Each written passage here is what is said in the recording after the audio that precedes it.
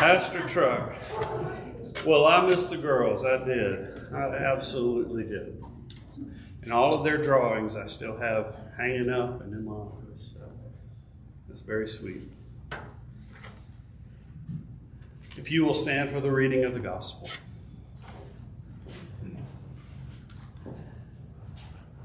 Hear now the word of the Lord. Then they arrived at the region of the Gerasenes, which is opposite Galilee. As he stepped out on the shore, a man from the city who had demons met him. For a long time he had not worn any clothes, and he did not live in a house but in the tombs. When he saw Jesus, he cried out and fell down before him, shouting, "What have you to do with me, Jesus, Son of the Most High God? I beg you, do not torment me." For Jesus had commanded the unclean spirits to come out of the man.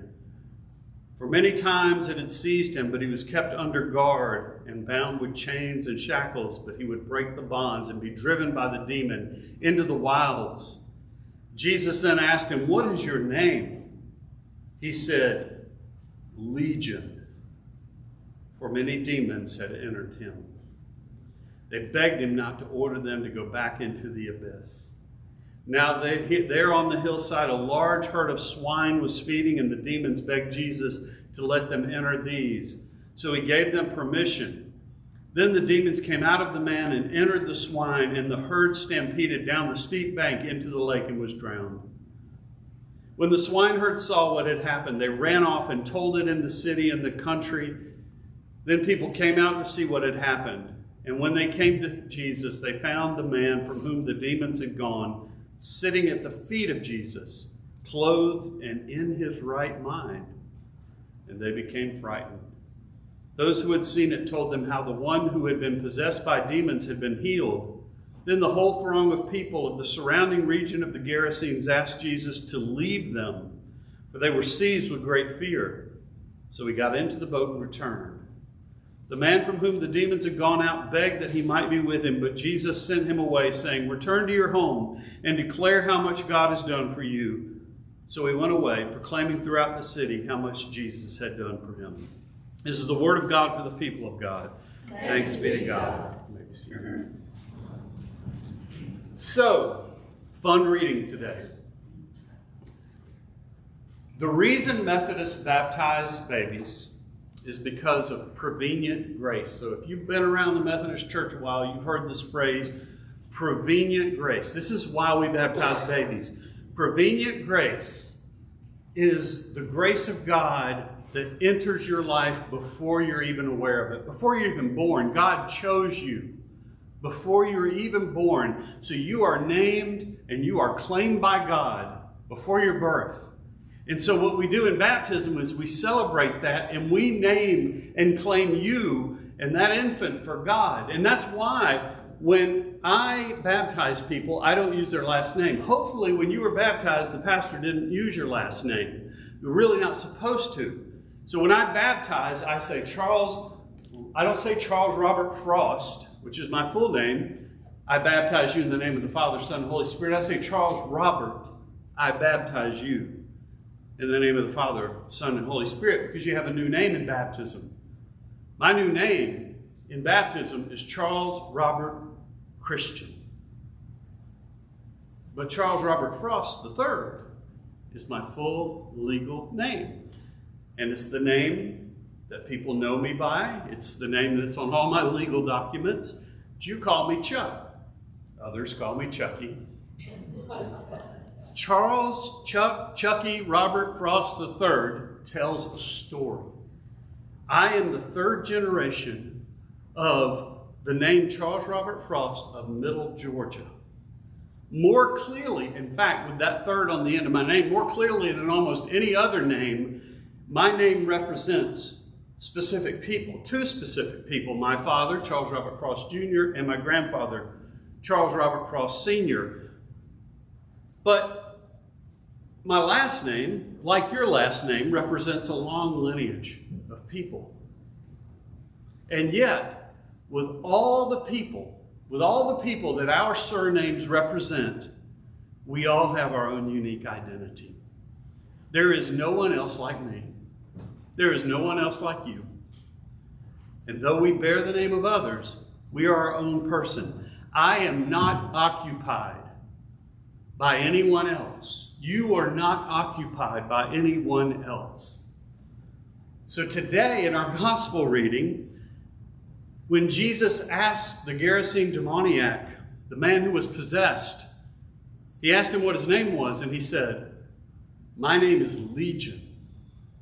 Now, legion is the word they used for thousands of Roman troops, but we don't use the word in our culture. We don't use legion very often anyway. In fact, the word we use is forces to indicate thousands of troops. So if this story had happened today, when Jesus asked the Gerasene demoniac what his name was, he would have said, most likely, "My name is Forces." I find that chilling, and I find it heartbreaking. The Gerasene demoniac had lost his own unique identity given by God. He lost the identity of his given name. We don't even know what his given name is, but we do know that his given name has been replaced with Legion. He is no longer himself, this demoniac. He is now occupied by forces. Are we not all, in some way, occupied by forces? Some are occupied by addiction. Some are occupied by ambition. Some are occupied by anxiety or depression or physical illness and pain. Some are occupied by their enemies. Some, and especially here in church, some of us may be occupied by self-righteousness. You know, we always have the answer for others, and we're just good enough to forget how lost we are. And I think all of us, in some way, we are occupied by the multitude of voices shouting at us through cable news, through the internet, politicians, the anecdotal opinions of pretty much everyone around us. Even religious figures like me add to that noise. Some people are occupied by the standards they see on social media, the lives, the beautiful lives of those on Facebook or Instagram. There's so many forces in this world trying to occupy us and possess us that we can forget. It can lead us to forget that we have already been named and claimed by God, the one who made us out of love. Those forces want us to forget who we are. Those forces want to rename us. This is interesting to me. The first three chapters of Genesis set the stage for everything that we are here in church. The first two are the beautiful chapters of how God created us out of love, and he called it good. That third chapter is about the fallenness of creation. And it seems to me that Christians tend to emphasize that third chapter more than those first two chapters. The focus is often not on the first two chapters, the beauty of God's creation, the goodness of God's creation, but that third chapter where Adam and Eve fell from God's grace. I'm afraid that the dominant message that people hear from Christians is how bad humanity is, how fallen or how bad the world is. I hear that a lot from Christians, and my experience in ministry has shown me that I am far more likely to hear from your own words how fallen you are or how fallen the world is than I am to hear how good you are and how good the world is. I hear more of, as a pastor, I'm a sinner, than I do, I am good because God created me good. We define ourselves by our failures rather than our goodness. And we're all sinners, don't get me wrong. But we Christians, we have become disposed to give more voice to our dark side, I think, than we do the light. But even though naming the darkness is important, naming the light is more important. Because if we define ourselves by our darkness, it's going to define us. If we are preoccupied with the darkness, it will occupy us. The forces of this world want us to define ourselves by our darkness. They want us to define ourselves by what is absent in our life. They want us to define ourselves by what we don't have or what we are not. I don't have a healthy retirement account.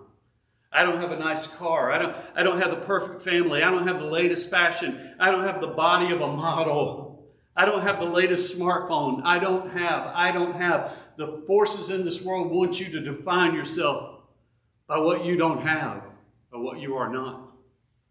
When we start to define ourselves by what we're missing in our life, when we start to do that, we forget who we are in God. So these demons who occupied Legion, here in our reading today, they made him forget who he was in God. They made him forget that he was created good. He couldn't even say his real name. You know, a reading like our gospel reading evokes images of The Exorcist, or Chucky, or The Omen, or this about demon possession. You know, this is where Hollywood gets their movies, right? We have this man who is possessed by these monster devils with heads spinning and moving objects. I have never in my 40 years of ministry seen a person possessed like that. But I do see Christians possessed by their possessions. As Tyler Durden in the movie Fight Club says, the things you own end up owning you. We are wise not to Hollywood this reading today. It's tempting, but when we Hollywood this reading, we do it to our own detriment, because the devil loves it when we make him Hollywood. The devil loves when we make the devil into a monster. And you know why? Because monsters are easier to run from.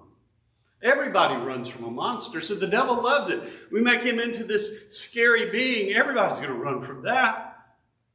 Everybody fears monsters. But who among us fear our possessions?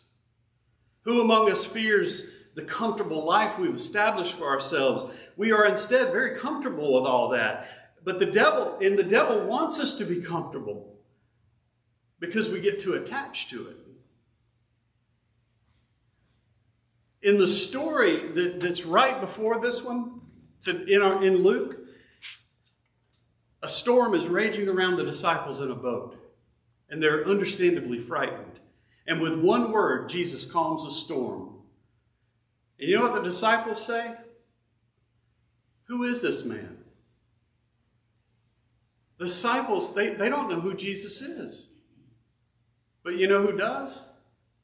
Legion does. Legion knows who Jesus is, even when we don't. And Legion doesn't want you to know who Jesus is, because if you don't know who Jesus is, you don't know who you are. The devil's job is to keep your head spinning with lies and distractions so that you won't or you can't remember who you are and who you were made to be. So Jesus heals Legion in our reading today. He casts out those demons. He sends that army of lies and distractions into a herd of pigs. And after that, two things happen that I think are super interesting. After Jesus heals Legion, two things happen. The first thing that happens after he is healed is that the people are afraid and they want Jesus to go away. Did you notice that? They're afraid and they want Jesus to leave. All these years, these people have witnessed Legion's torture and his suffering, but there was no rejoicing among the people in our reading today. They didn't rejoice because Legion was healed. There was only fear. And they wanted the healer to go away. The healer, the good guy. Isn't it interesting how another person's salvation, how another person's redemption, how another person's healing can be a threat to us? I've tried to lose weight over the years, off and on. I gain, I lose, I gain, I lose. It's a real struggle. And there was a time I remember years ago when Julie was trying to lose weight, and my mind was not there. I didn't have the energy or the enthusiasm to lose weight or the desire to do it. I wanted to eat what I wanted to eat. I do remember one night she comes home from Weight Watchers, and I'm sitting there eating a big old bag, not the little bag, but the big old bag of peanut M&Ms. And she walks in the door and she goes, "Really?" I said, "I'm just testing your resolve here." But you know, she's doing so well. I mean, she's trying to be so good, and I just didn't want to eat healthy like her. I wanted to go out to eat. But you know, going out to eat when you're trying to lose weight is never a good idea, rarely a good idea. But I wanted to go, and I'd say, "Just this once, Julie. You know, you can eat light. You can eat a salad while I munch on a hamburger, fries." Why? Why would I do that?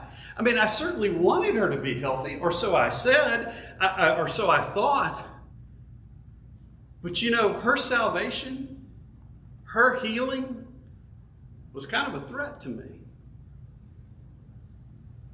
If she went out to eat with me, if she caved just a little bit, then I could deflect from or even feel a little better about my poor lifestyle choices.